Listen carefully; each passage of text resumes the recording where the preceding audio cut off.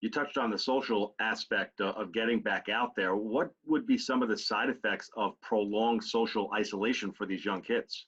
Yeah, we're seeing it, and sadly, it's the kids, it's the parents, it's us, and it's older people. It's multi-generational. Yeah, we're social animals. We need to interact with one another.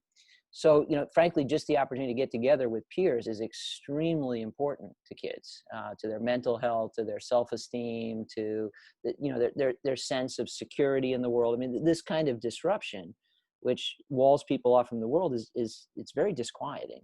And all the anxieties and all the concerns we have as adults because we're processing information, kids also have, partly because they're processing information too. They have exposure, they've got the internet, they know what's going on, but also because they're processing feelings, their own and ours. So, the more fearful trepidation, I mean, one of the things kids look to parents for is a sense that all is going to be okay.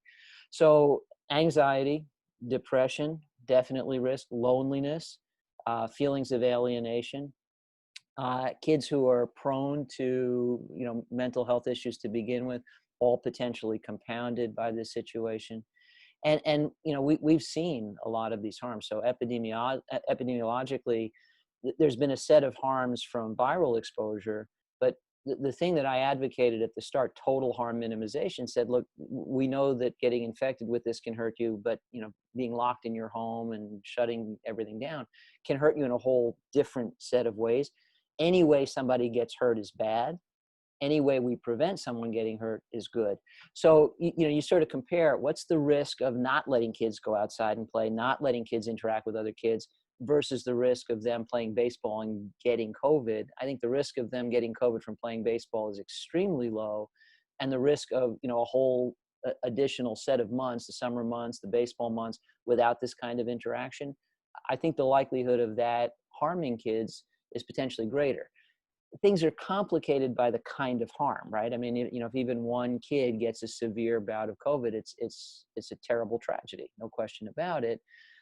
Maybe you could argue that the risks of sheltering in place are something that we could better manage. But again, I think we have to accept there's no zero risk scenario. Anytime our kids went out to play baseball before, they were at risk of infectious disease that they could get from one of the other players who happened to be sick. It could be a gastroenteritis, right? So there is no zero risk scenario, but it's a very low risk from the virus. And I think there is a whole set of harms attached to keeping kids essentially hunkering in their bunkers.